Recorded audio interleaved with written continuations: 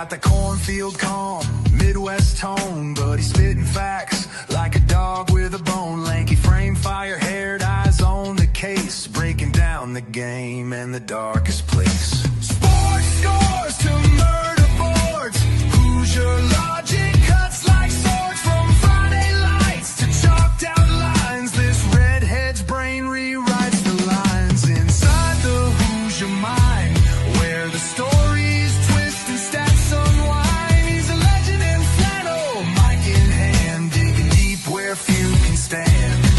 From touchdowns to crime scenes raw, he's got the truth in every draw. Yeah, step in if you dare to find what's brewing inside the Hoosier mind. He'll talk Pacers, Colts, or Colts on trial.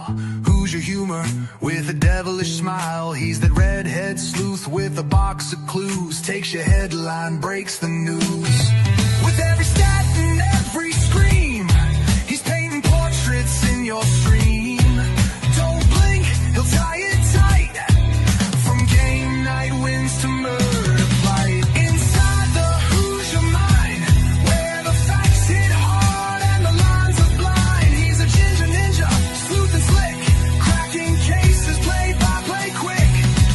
From courtrooms to the hardwood floor, he digs for more than just the score. Tune in and don't rewind, you're deep now inside the Hoosier mind.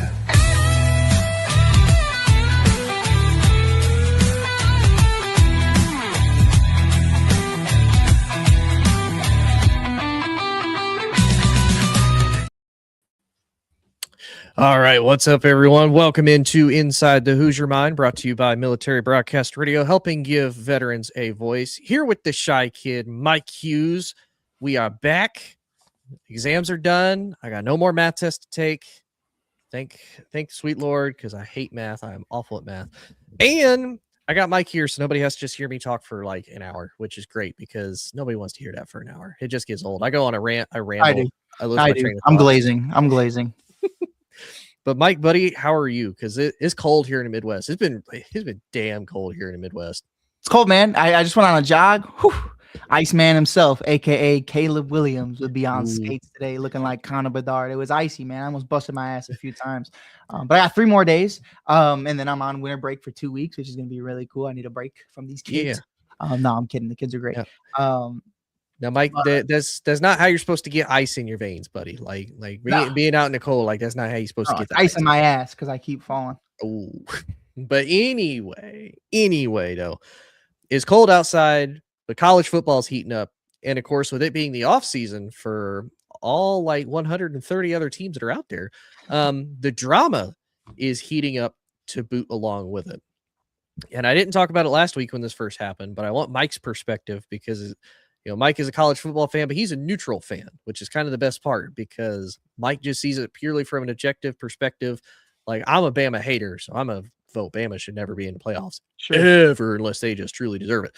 But nonetheless, though, we saw something that is potentially going to change the landscape of college football, potentially forever, with the conference championship games truly now penalizing teams, even though, to quote the committee, if you play in your conference championship game and you're slotted for the playoffs, you will not get penalized for it. And we know that to simply be not true because BYU was kind of on the outside in. They lose to Texas Tech in the Big 12 championship badly, and they're no longer in the playoffs. Now, they weren't originally, but they were on the bubble of potentially being able to wiggle their way in.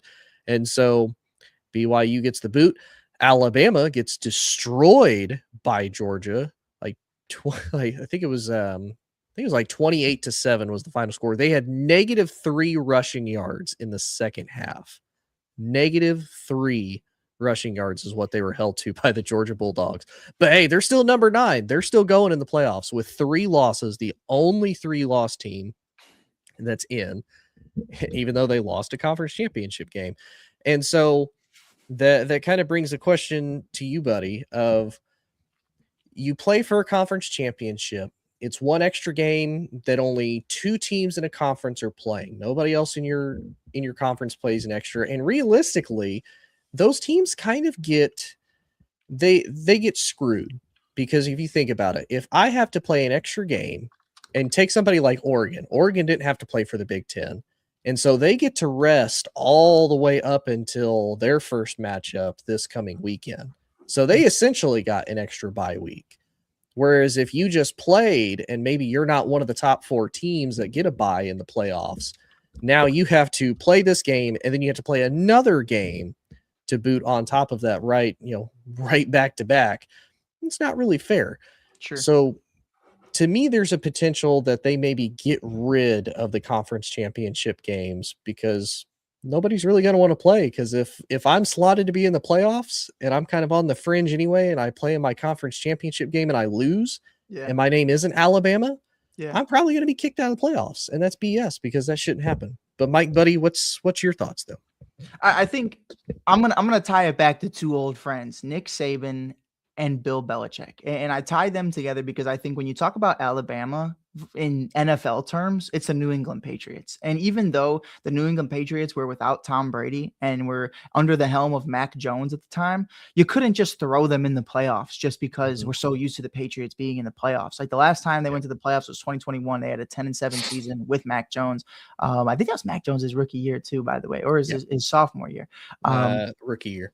Might have been, rookie year, 100% then. So it's just one of those things where it's like, you just can't have the Pats in the playoffs just to have them in the playoffs. You know what I mean? Just because history's past has told us that they're always going to make it. Like there are going to be some dog years, and that's just what it is. And that's kind of what makes it fun. If you're just given something because of what it was, it's not the same conversation as nepotism, but it kind of does feel like that in a way, because it's like you didn't earn it. You know what I mean? So that's something for me where I'm kind of like, you look at Alabama, and I think just because of them being a prestigious organization in college football, whether you love them or hate them, you can respect the fact of what they've been able to accomplish. They have the greatest college football coach of all time. It's just something where it's like, Nick Saban's not here anymore. Those players aren't here anymore. And this is a team that lost in their own conference game. So, I mean, we're losing bowl games, we're losing games here on the left and right. It's just one of those things where it's very undeserving. So I think, kind of to our point backstage a little bit, it'd be like if the Minnesota Vikings today made the playoffs over the Chicago Bears. And it's like, well, no, the Chicago Bears are more than deserving to make this. They're leading the North right now, and we're not going to satisfy that just because Minnesota's been better over the last few years. So, or I guess Minnesota's kind of a bad example because they've never been that. It's kind of like, you could say Detroit even, because Detroit's been good for the last 3-4 years. Yeah, I would throw in Green Bay too, where it's like, hey, if the Bears have a better record than Green Bay at the end of the year, and you just give the division championship to the Packers, that's kind of fucking crazy. So, like, you know what I mean? It doesn't make sense. So that's how I viewed it, man. I know you're more of a college football guy. You understand what it takes to get in. What are the qualifications? If there's a point differential or there's other factors that go into it, but that's me on the outside looking at it. So there's so many, and here's the issue that a lot of people have, and the biggest one being, the last couple of spots as far as the Power 4 teams of Miami and Notre Dame. That one's big. The huge argument for weeks all the way leading up to, and the biggest argument being when Miami and Notre Dame faced head to head in week 2, Miami got the win. It was 27-24 was the final score, or week 1.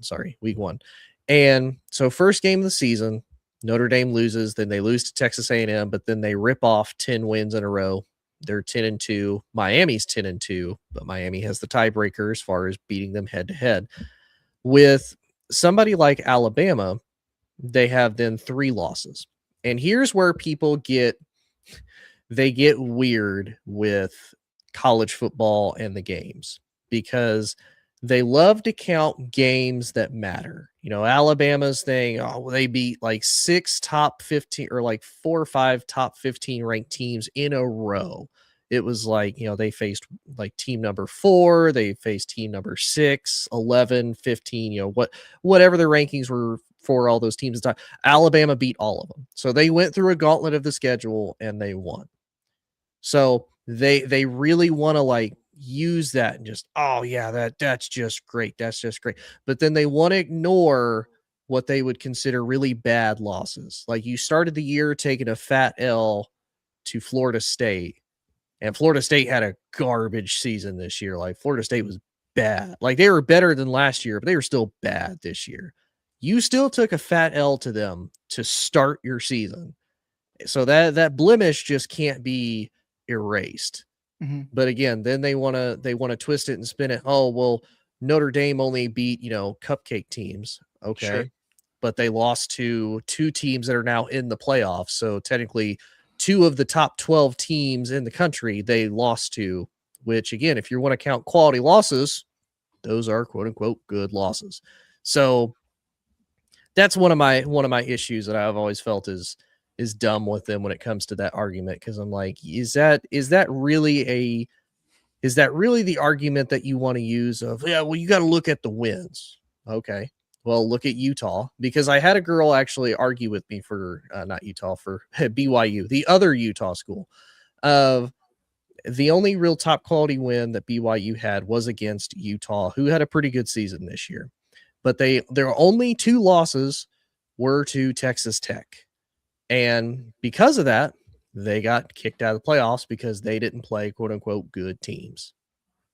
You can only play who's on your schedule. And unless, again, they're trying to set up like, oh, well, we want to face Alabama's, we want to face, Georgia's or Ohio State's or Oregon at the beginning of the season, which most teams aren't going to do anymore.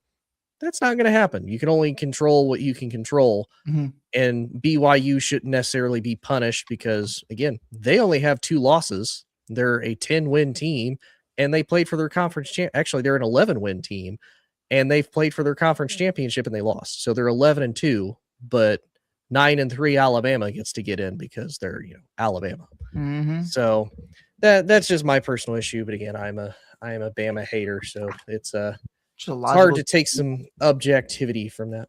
A logical thinking man, no problem. I mean, I think so. But again, I'm LSU, so I have a little bit of a bias when it comes to the Crimson Tide. Yeah, no, and also not to stir some shit up, but I've been rocking with old Rocky Top for quite some time, but I was like, man, like Tony really be selling me on LSU. I'm like, oh, man, I would love to just change my allegiance. That'd be interesting. Switch things up a little bit, and then y'all got the head coach y'all got, and I was like, oh, I'm not fucking with that. I like the vibes in Tennessee. The vibes are immaculate, even if they don't win. I think they're fun. They're good people. Not that LSU doesn't have good people, but I think they got a fox in the hen with that head coaching hire. Old Laney Lane. Yeah, nah. And hey, could win some games, but nah, I'm good. The potential's there, and it's kind of one of those, because college football is so coach starved as far as good coaches go. He's the prettiest girl left that's available to go to prom. So she might cheat on you and steal your credit card, but hey, if she a 9 and she a baddie, I mean, you at least gonna have one good night. Potentially, you gonna have at least one good night. It's not a long term thing. We here for a good time, not a long time. We here for a good time. But anyway, buddy, let's move on to the NFL though, because let's do it. Because honestly, I'm gonna be fully transparent with you. The NFL to me has not been fun this year. I don't know why it's just not been fun. I'm like, man, I've had a blast. Have you? Well, I will say. Go ahead. I'm sorry. Sorry. I will say here's what's made it interesting though. The AFC was like so top heavy coming in, and now like everybody's gone. Like everybody's basically gone. Like it is anybody, and honestly, even the NFC right now, I feel like the NFC is wide open. Like everybody, oh well, Phillies look like dog water, except for the Raiders. In a span of 7 days, the Bears went from the number 1 seed to the number 7 seed, and now the number 2 seed in the NFC. That's how fucking packed the NFC is right now. It has been so much fun to watch, and like you said, the AFC, you lose Mahomes, Burrow's season's been gone even before he came back, and it's just one of those things where it's like there's so many new sheriffs in town. There's a couple OG gunslingers still out there. It's this season has been a blast, and no matter how it ends, man, I do think we're gonna crown a new Super Bowl champion, or at least have a fun, new, interesting Super Bowl this year. I think it's gonna be really cool. That isn't Kansas City, San Francisco, or Philly. Yeah, I mean, hey, Philly still has a shot, no? I mean, they do. I don't want them to, but they do. No, yeah, sure. But like I think the only thing, and we can talk about Philly another episode because man, fuck Philly. But Exactly. Fuck Philly. I do. There is a part of me deep down that thinks, is Saquon just chilling out in the regular season to go off in the playoffs? Because last year we saw a very tired and exhausted Saquon Barkley by the end of February, and I think kind of to preserve that health and preserve that longevity, I think you kind of had to. And hey, he's had a slow, not as productive season to be the Madden cover, and it could also be the Madden cover curse, which I finally did it. I bought Madden. I did it today. My mom got it for me for Christmas. She was like, "You want it?" Like, fuck yeah, let's do it. It was my first time in like 10 years not having Madden, and I was like, I'm gonna do it. And then of course I go on online mode, and a kid immediately calls me unspeakable things, and I was like, yeah, that sounds about right. Missed this. Like I say, the really bad part, I know for Xbox, I think PlayStation 2, you can even report like the voice chats now. Like, oh yeah, it's dangerous. Call of Duty is not safe. You will get banned. Oh yeah. And it's back in our day. The most toxic play. You want to become hardened to people calling you terrible things. Like, oh, I get yelled at all the time. Talk about welcome to America moments, brother. I mean, golly, go sit in the COD lobby for like just a minute. You ain't even got to sit there full at like 5. You back in the lobby in 2 minutes. It's over with, bro. Or then sometimes like this was like back in the day, man, before I even had a mic and like it would speak through the TV or it would speak through the controller, and your mom just hears you down and say, "You mother effer this, mother effer that." You're like, oh my god, you should have to turn the volume down. Oh my god. Dude, I played it for the first time online with one of the girls I used to work with.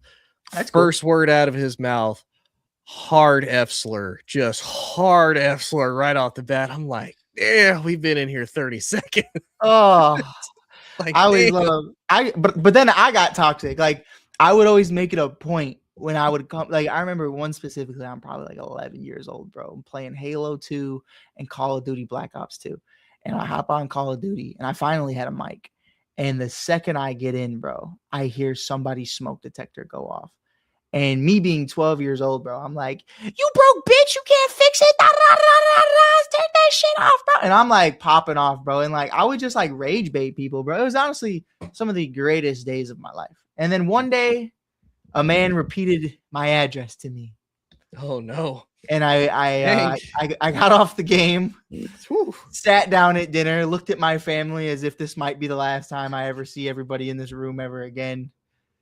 And I ate my chicken and potatoes, but luckily we're still here. He has not come yet, but I'm waiting for the one day I'm at the grocery store for some dude to just say my gamer tag, and then when I turn around, the whole world just goes dark. I'm gonna be like, oh, like in The Sopranos when he looks up, I'll be oh fuck. But anyway, though, so yeah, my bad. No, you're good. Say I'm always good for the memory lane tangents. I'm all for it. Sure. So speaking of the AFC, it was top heavy, and now it's not. Mahomes is out with the ACL, and the Chiefs were eliminated from the playoffs anyway. They're done. Lamar and the Ravens are limping through. They still have a chance because old Uncle Aaron Rodgers also limping. Just Steelers keep staying in first place. Hey, he's slinging that thing, though. If you're watching, he's slinging it. He is. And then Joe Burrow and the Bengals officially eliminated last week because they got shut out by said Ravens. And by the way, Joe Burrow will still be the starting quarterback for the remainder of the season because Zach Taylor says, we want to win. Mm-hmm. Okay. Yeah. Okay. Like, I don't know what to do with that, Tony. Like, I don't. Like you're hurting your draft stock because you're going to get a higher draft pick if you do that. Right. And you obviously need those draft picks because you can't afford to pay everybody. Oh, wait, but Tony, like Trey Hendrickson. Don't forget, they don't even want to pay their draft picks. They don't even want to have them sign the contract either. Yeah, that's why we want to win more games because we don't want to pay like the number one overall pick. You know what I mean? Makes sense. I get what they're doing. Logic. Thinking. Logic. But to you, buddy, is this Josh Allen's best chance? Because I mean, but here's the thing I'll question it, and Frankie will probably love this. Their biggest hurdle they got to get over right now is the Patriots, and honestly, just not hurting themselves, because obviously they lost to Tua and the Dolphins. How you managed to do that, I don't understand.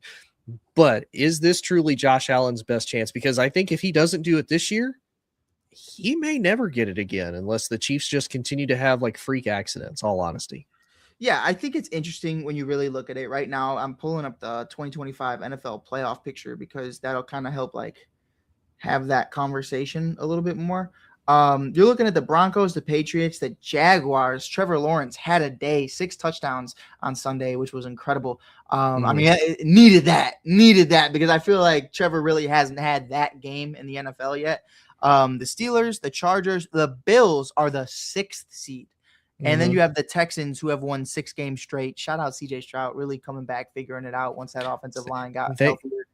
And their defense, man, they might be one of the most dangerous teams right now, all honesty. Stingley, Will Anderson and them boys, Daniil Hunter, I mean, they've been nasty.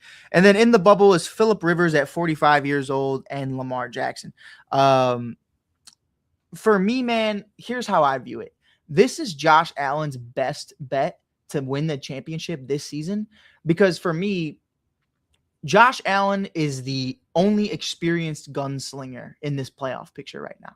You know, you got new sheriffs in town, Drake May. Drake May. I love Drake May. And he may. You know, it might happen. It might not. But there's a new sheriff in town in Drake May, and maybe that happens. But if I'm willing to bet Drake May versus Josh Allen in the playoffs, I'm taking Josh Allen because he's had that experience for years going up against the likes of Joe Burrow, Lamar Jackson, and of course, Patrick Mahomes, which has been their biggest nightmare. I know a lot of people are going to say it's not just about the quarterback debate. It's about the whole team. You know what I mean? It's not just Mahomes versus Allen. It's not just Burrow versus Allen. You have to take into consideration the defenses. You have to take into consideration the coaching staff and the weapons.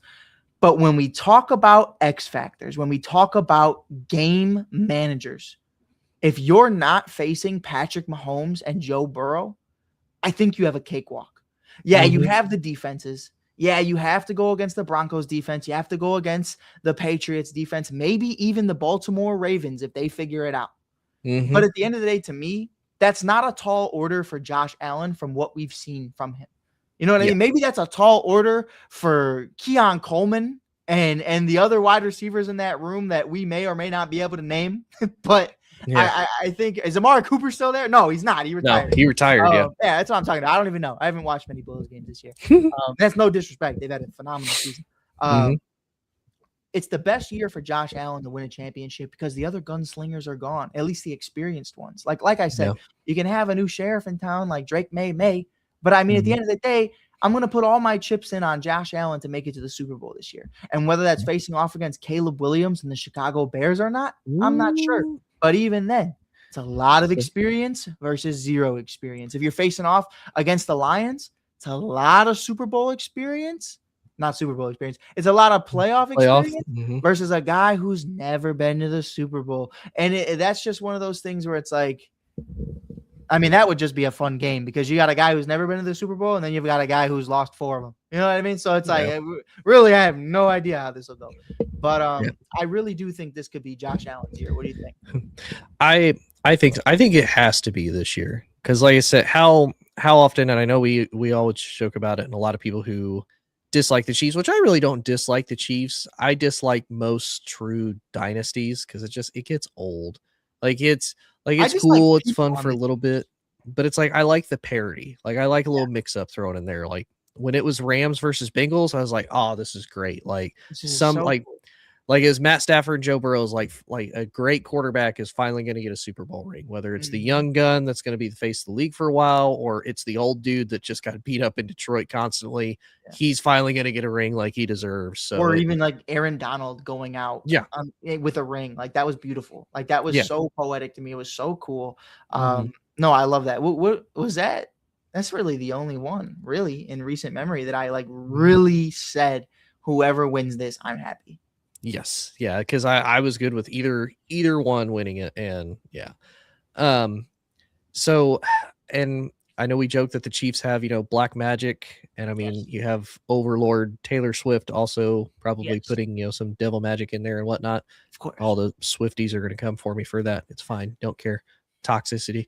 But this kind of has to be. Now, I will ask you one thing, just because I thought it was funny, and it does kind of lead to the question of critics, more of Bills haters, but still critics, Sure. of if Josh Allen goes and he wins, is there always going to be that little asterisk or that little side note that says, yeah, but you didn't beat the Chiefs in the playoffs to get there. Like, you basically beat like maybe a limping Ravens team. You beat an old Aaron Rodgers Steelers team that's just, hobbling in there, hemorrhaging on the defense. The AFC West, maybe you have to face the Broncos because the Broncos would be tough. Maybe Justin Herbert and whoever comes out of the AFC South, either, the Jags or the Texans, because Indy has just decided to implode for whatever reason. But bring Grandpa out of retirement. Yeah, not Cam Newton, who somewhat is similar to an Anthony Richardson. Call Phillip Rivers, who is in the Hall of Fame this season. Although I will say, because I saw Cam was kind of butthurt about that, and I get he was butthurt. If you look at their last season that they played, ironically, was the same year. Like, they both played like the last time. Cam's stats were not good. Like, you could tell Cam was just old and struggling. Now, don't get me wrong. I ain't gonna sit here and say the Colts need to bring Phil out of retirement. By no means. You got so many other options you could go for. Like, don't bring Phil out of retirement. But I saw the Cam thing. I'm like, yeah. Like, out of the two, Phil was better those years ago. But you're also bringing a guy that hadn't played in like 5 years, so I can't really defend that too hard either. Yeah, I mean, call Deshaun Kaiser or something, brother. You don't call Phillip Rivers. That's crazy. But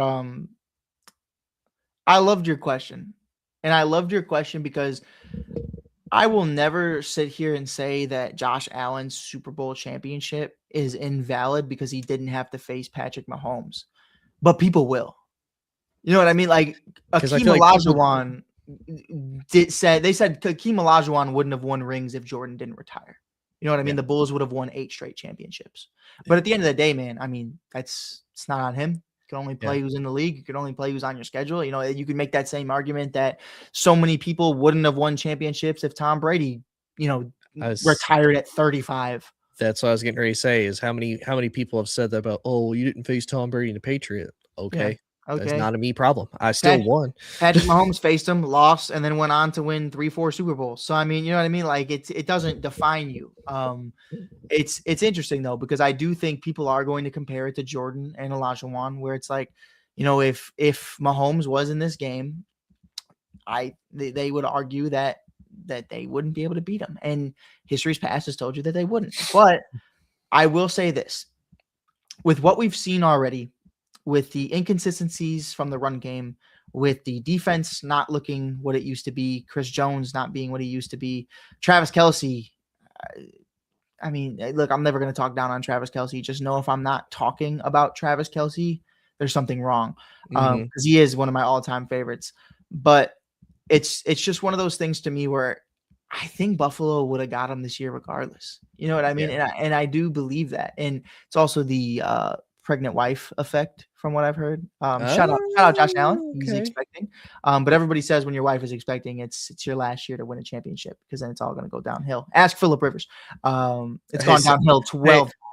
I say that man never pulled out once, but he sniffed a couple AFC championships. Like, he was real close. I mean, he played with one, like, his ACL was just obliterated. That man's still going out there slinging it. So, like, he can. But yeah, no, I definitely hear you. I do think this is the year of Josh Allen, though. Yeah. But no, I agree. Like, the whole the asterisk thing. No, like you said, you can only play who you can play. At the end of the day, it's a gauntlet. There's 32 professional teams. They're professionals. They're the best professional football players in the world doing this game, doing this sport. And if you can beat however many of them you need to beat to get to the Super Bowl and win it, you did your job. So, I've also seen teams beat Patrick Mahomes in the playoffs before. We're looking at the Bengals, we're looking at the Eagles, we're looking at the Patriots. So we're not going to sit up here and act like no disrespect. Like, Patrick Mahomes is him. And I will not, just because he has a torn ACL, I'm not going to sit up here and act like he's not one of the GOATs in this game and will go down as one of the GOATs in this game. But I'm not going to sit up here and act like it's the Michael Jordan effect. You know what I mean? And to some degree it is, but when we talk about the team, it's not. It's not the team has ran its course. Patrick was still great. Patrick has been incredible this year, but the team itself, I didn't think was ready for the Super Bowl. I think they have a lot of missing factors. You obviously Xavier Worthy really hasn't been, I think, what a lot of people expected him to be at this point, which is that demon route runner and that demon speed. Rashid Rice, he's solid, but I mean, God, talking about demon speed. Patrick just keeps throwing him hospital balls, man. I mean, I've seen him get knocked out on his ass twice. But also, before we get into one of our final topics, I do want to say thank you. I want to say thank you to Joseph Burrow for giving me 5 points in the first round of the playoffs. I lost by 1 point. Joseph, if you could have just given me 10 points, even 6, 7. 6, 7. Yeah, 7 would have probably got you the win. Oh my God. Tony, I was going up against Josh Allen, JSN, and A-Chain, and all these other guys. And Gibbs wants to give me 9 points. Burrow wants to give me 5. I have Goddard on my bench after 5 weeks of 4 points from Goddard. He's like, fuck it. Here's a 25 ball. Here's a quarter. Like, oh my God. Every time. And God bless everyone that had Kyle Pitts on his bench this week. Shout out Kyle. 50 points. Did he really? He did. He had 50 points. Wow. Because I feel like every time that man just has not lived up to the hype that he gets. And I missed the playoffs in my other league with my buddies from high school by 1 game. So I had Kyle Pitts on my bench because, obviously, I'm not playing for the consolation prize. Right. If you're not first, you're last, brother. Right. But I was like, oh, where was this all fucking season? Did you have 50 points all season? Nope. So, like you said, though, we do got one more topic, and it's kind of along the same lines because, like you said, you got Josh Allen and the Bills, maybe going to be the AFC representatives in the Super Bowl. On the other side, you got the NFC. NFC is stacked, but I also feel like the NFC is kind of the Wild West because you got the Rams, who are a top team, Matt Stafford looking good, but the Panthers apparently can knock the teeth out of any of them. Yeah. And the Saints can beat them for whatever reason. Nobody knows why, but they can. So, but the Bears they still have an obstacle to go through with Green Bay, but they have one less to deal with because Micah Parsons is now out with an ACL injury. And I'll be honest, all season, and I know you and I might be a little bit biased because, Bears, and nobody likes the Packers. If you do, you're psychotic. But I feel like there's cracks in the Packers. I feel like at first when they, the first couple of games that they played and they ended up losing to Cleveland, everybody's just gushing over the Packers. Oh, look at Green Bay. Oh my God, they're so great. They lose to Cleveland. They tie to Dallas. They lose to Carolina. Here's a lot of questions to me about a lot of bad losses. A lot of bad losses. They lose to Denver, but Denver's a solid team. And now they lose one of the key main guys on their defense, which to me, I feel like Green Bay is one of those teams when it's not going the way it should, they do not adapt well. They do not adjust well, and they crumble quick. And I feel like with Micah being out, which I think you and I talked about this when we talked about the Micah Parsons trade, because I said, even as a former Cowboys fan, I wasn't super upset about it because Micah does have a history of he starts out really hot to begin the season, and then he cools down as the season goes on. Now, this time he's hurt, so that's not really fair to him. But it's one less thing Green Bay has to their advantage, and it's an advantage for Chicago because that's one less, really good pass rusher that they have to deal with. So do you think now is the time for them to beat Green Bay, and then they can all but secure the NFC North as far as the division goes? And at minimum, I think they're going to be the 1 or the 2 seed going into the playoffs because I think it's going to be between Chicago and LA for the 1 and 2 seeds. Yeah, and then also we have to go against San Fran and then Detroit again as well. So it's definitely not over. But it's the first time I think Chicagoans are rooting for Aaron Rodgers, because if the Bears beat Green Bay and Aaron Rodgers beats the Lions this weekend, the Chicago Bears clinch the NFC North, which is like super dope to me. So it's like the first time I'm ever rooting for the bad man, because it's gonna be fun, man. So we're rooting for A-Rod for the first time in my 25 years of life. Then San Fran and obviously Detroit. I want that Detroit game. I want that Detroit game really bad. Honestly, if I could be completely honest with you, Tone, I really hope the NFC North comes down to that Detroit Lions game. I want it to be week 18, Ben Johnson versus Dan Campbell, round 2. Yeah, they put 50 on our head last time. It was a very early on in the season. But that was in Detroit too, though. Yeah, it's in Chicago. This time it's in Chicago. Jared Goff does not do well in the cold at all. He does not do well in the cold. Remember last time Jared Goff came to Chicago in the middle of December when the Bears were hot? I mean, just never forget. Never forget. Still sees Khalil Mack in that backfield. But no, man, to answer your question, I'm going to be completely honest. I'm sorry to all the Packers fans right now. I feel horrible about the Micah Parsons thing, because it is one of those things where it's like, you don't want that. You know what I mean? I would love to face Green Bay at full strength. I would love for the Bears to be at full strength. I mean, Christian Watson is dog shit. And the only reason he was dog walking the Bears secondary was because we lost Kyler Gordon, who's one of the best nickel corners in the entire league. That's for me something where you look at it and you're like, the Bears didn't have Rome Odunze, number 1 wide receiver. They didn't have Tremaine Edmonds, one of their top linebackers. They didn't have Kyler Gordon. In the beginning of the season, we didn't have Jalen Johnson, Tyreek Stevenson, or Kyler Gordon. We had the most wins with the most injuries in the entire NFL. It's crazy to say that, but we really did. We were able to adapt, and guys like Wright and guys like Blackwell have been able to step up and show out when we needed them to. Guys like Luther Burden III, Kyle Monungai, and others have stepped up. Colston Loveland. Everybody has been doing their part. So where a lot of Packer fans are going to tell you, well, the only reason you might win this game is because Micah Parsons isn't playing, I don't want to hear it. We were missing Kyler. We were missing Rome. We were missing Tremaine. And we still went out there and we had a fucking day. And we had a ball game. Really, it came down to the wire. And at the end of the day, we lost that game.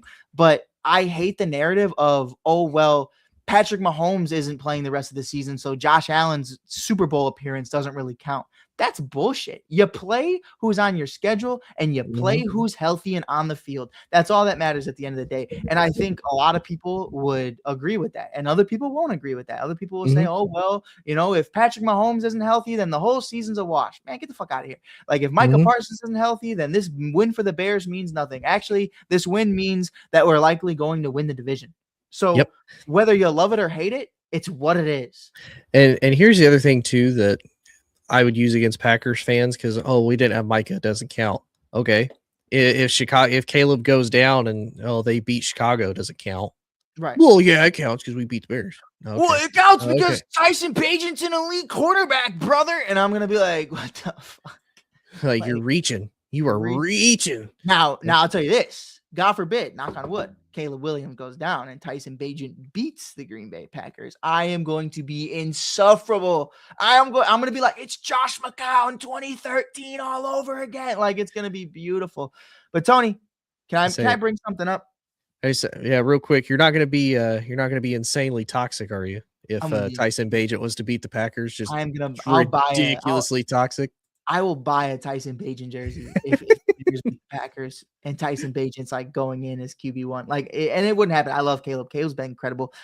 Fewest interceptions in NFL history throughout his first 1,000-something attempts. It's incredible. Caleb has been incredible. And to have a 21-6 touchdown interception ratio, over 3,000 passing yards. Will he eclipse that 4,000-yard mark? Maybe not this season without Rome. He needs to average like 300 yards a game for that to happen. But it has been one hell of a year. He needs 850 more, and he's got 3 games left. Yeah, it's possible. It's possible. 300 isn't like it's not out crazy. of the realm of possibility. It's kind of like it's been normal. A staple, I feel like, for most elite quarterbacks. But with Rome Odunze having that foot stress fracture, I just don't see it. But I do want to bring up something. Okay. Do you watch? Do you listen to a lot of football pods? Do you listen to like Club Shay Shay and the Johnny Manziel pod? Not Johnny Manziel. I do listen to a lot of Club Shay Shay. I listen to more college, so I like Joel Klatt. I think Joel Klatt breaks down pretty well. He's got some weird takes, but I feel like everybody got weird takes, honestly. Well, check this out. Can I tell you about what happened the other day? Sure. So I'm listening to Glory Days. Johnny Manziel has Pac-Man Jones. Adam Jones is on the show. Great returner. Pac-Man Jones says on the air on the Johnny Manziel show that he is a better kick returner than Devin Hester. If I told a bunch of kids that Pac-Man Jones is a better kick returner than Devin Hester, do you know what they would say to me, Tony? Oh, if you said that in Chicago, you might not be walking in Chicago anymore, buddy. You might be walking with Jesus. I'll tell you what they'd say. They'd say, who the fuck is Pac-Man Jones? I mean, did we forget how great Devin Hester was? That's crazy. That is a crazy fucking statement. And that's one of those ones where, obviously, it's clickbait. Obviously, you want your moments of fame because I think the majority of fans in the NFL forgot who you were. Devin Hester is a Hall of Famer, brother. Mm-hmm. That's it. Point blank, period. Shout out Pac-Man Jones and everything you accomplished. But, I mean, it is black and white. It is not the same. It is a tale of two cities, and you are the tail end, brother. And like you said, no disrespect to Pac-Man, you weren't breaking Dion's records for punt returns and kick returns. You know who did? Devin Hester changed the fucking game. Did we forget how great Devin Hester was? Oh my God. Like, you got to think, because this would be one of those I would love to ask. Like, oh yeah, I'm one of the best kick returners in the game. When Tony Dungy had to play you with Peyton Manning and all his teams, did they ever sit there and say, don't kick it to don't kick it to Adam Jones, like, don't kick it to Adam Jones. The fuck out of here. And then, because I don't know if you saw that, Tony Dungy actually had a sit down with that, and it was like, so how'd that Super Bowl go? He's like, man, the whole entire week I was like, don't kick it to him, just kick it out of bounds. And then he was like, at kickoff, he's like, just fuck it, just kick it to him. Just do it to him, it'll be fine. But kickoff, like, you can't. It worked out for him. I can't talk too much shit. Yeah, but it's like, you're not that guy, pal. You're not that guy. I'm sorry, bro. Devin Hester is the fucking GOAT. Don't ever in the same breath. Pac-Man Jones. Who the fuck is Pac-Man Jones? We're talking about Devin Anytime Hester, the greatest of all time. Mm-hmm. Oh my God, Tony, oh my God. And you know what? They did exactly what they needed to do because they got me talking about it. And that's all they wanted. But they did. Yeah, that's I had to say that. Hey, no, I like it, buddy. I like it. Well, nonetheless, so buddy, I appreciate you coming on. Appreciate everybody tuning in. Check out Inside the Hoosier Mind if you want to hear more of this. You can check out The Shy Kid if you want to hear more of Mike and talking about the Bears and everything Chicago related. And if you like all the great military vets that are on here, if you want to hear just cool military stories, life advice, whatever the case may be, check out mbradio.us. They will get you all hooked up. We have tons of great veteran hosts and whatnot. They talk sports, they talk anything. If you want like the good tea, like the good drama on people, into the weeds, perfect tea. Always hot, always good, always solid. Just throwing it out there.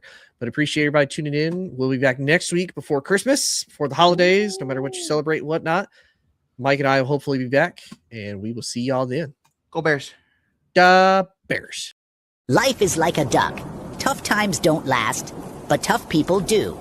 Here at Military Broadcast Radio, we're teaming up with our friends at Die Tired, the veteran-friendly music band spreading strength, resilience, and mental health awareness one shirt at a time.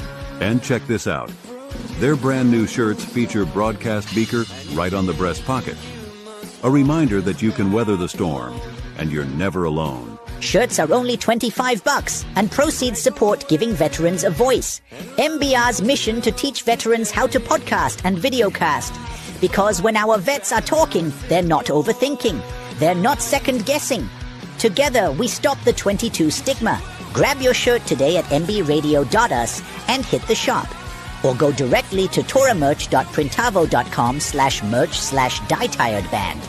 That's toramerch.printavo.com/merch/dietiredband. Suit up, stand strong. Remember, we're unduckable together. You're built tougher than the storm. Ladies and gentlemen, thank you for tuning in to Military Broadcast Radio. As we wrap up today's show, we want to remind you that the podcast of today's episode will be available right after we go off the air. So if you missed any part of the show or want to listen again, be sure to check it out. And remember, we're here to support and honor our veterans. Your stories and experiences matter, and we are committed to giving you a platform to share them. That's right. We're here to give our veterans a voice. So don't forget to catch the podcast and stay connected with us. Giving our veterans a voice.